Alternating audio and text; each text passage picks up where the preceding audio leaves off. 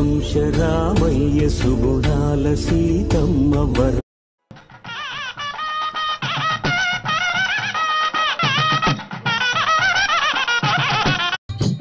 పిడికిట తలంబ్రాల పెండి కూతురు. హాయ్ అండి, అందరు ఎలా ఉన్నారు? మేమైతే చాలా బాగున్నాం. ముందుగా అందరికీ శ్రీరామనవమి శుభాకాంక్షలు. మీలో ఎంతమంది టెంపుల్కి వెళ్ళారో కామెంట్ చేయండి. టెంపుల్కి వెళ్ళి శ్రీవారి కళ్యాణాన్ని డైరెక్ట్ ఎంతమంది చూసారో కామెంట్ చేయండి. ఇదైతే కళ్యాణం ముందు రోజండి, పాలపురక కార్యక్రమం అంతా మా లైన్లోనే జరిగింది. నెక్స్ట్ డే ఎదుర్కొలు కార్యక్రమం కూడా మా లైన్ నుండి స్టార్ట్ అయింది. మేమైతే చాలా ఎంజాయ్ చేసినాం. మీలో ఎంతమంది కళ్యాణానికి వెళ్ళారో కామెంట్ చేయండి. ఈ వీడియో మాత్రం స్కిప్ చేయకుండా చూడండి. నచ్చితే లైక్ చేయండి, షేర్ చేయండి. మరిన్ని వీడియోల కోసం మా ఛానల్ని సబ్స్క్రైబ్ చేసుకోండి.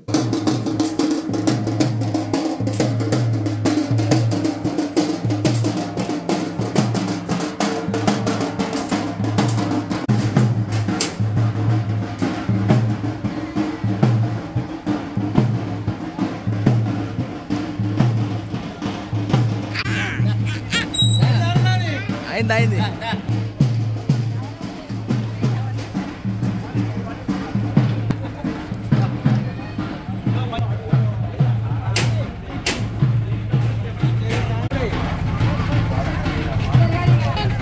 పోతలే చాలా గొప్పది.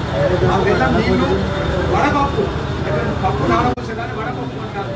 ఇప్పుడు ఎన్ని మహానైవేద్యాలు అన్నిటికన్నా కూర్చొని పులిహోర తీసుకువచ్చారని తిరిగి రాదు దేవుడికి. ఇక్కడ చిన్నగా బెల్లం నీళ్ళతో కానీ వాడకం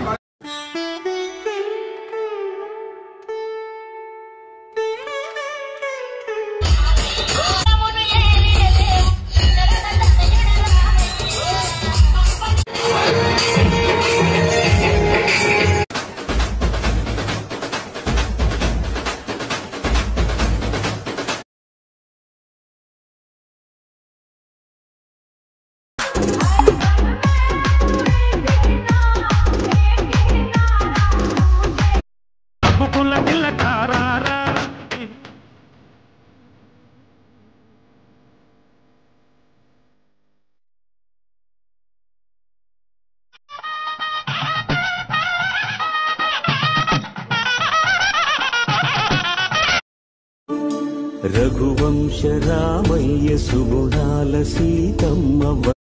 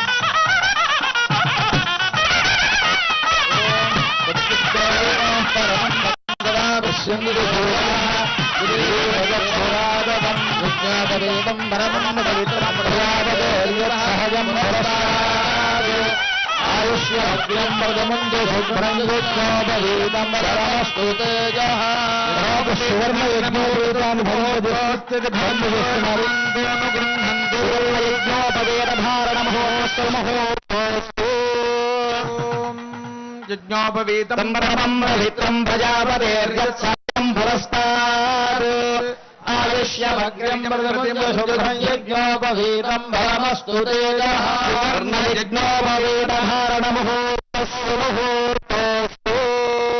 యజ్ఞోపవీతాన్ని ధరింపజేశారు. ఇందాక వారు చెప్పినట్లుగా ద్విజత్వ సిద్ధి చేకూరుస్తుంది మనకి యజ్ఞోపవీతము.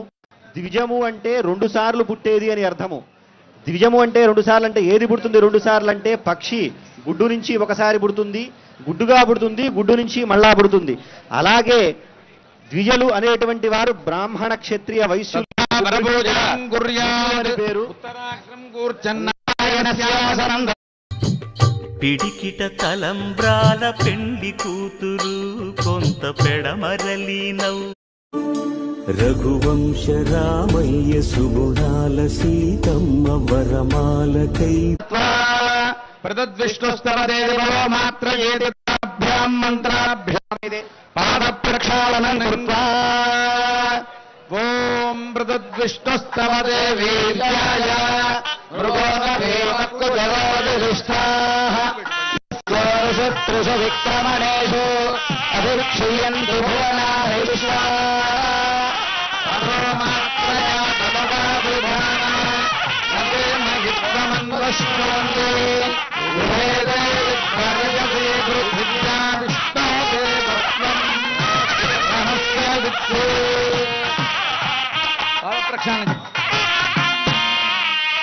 పాద ప్రక్షాళన జరిగింది. రామచంద్రమూర్తి పాదాలను జనక మహారాజు గడిగినట్లుగా మనం భావించవచ్చు.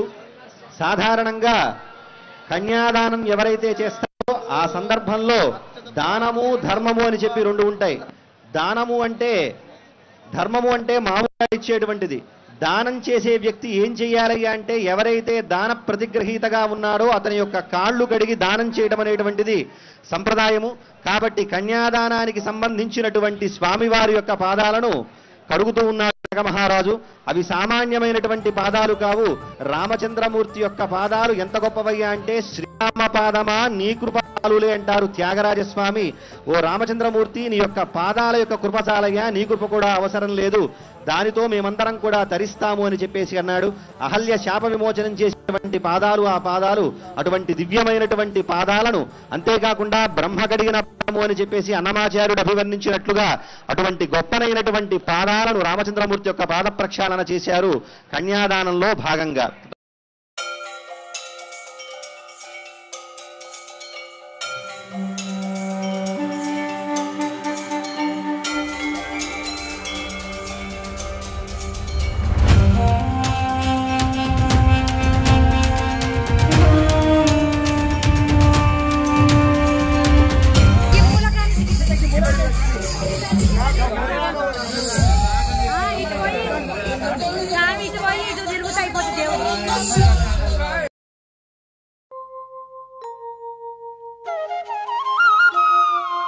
మూసిన ముత్యాల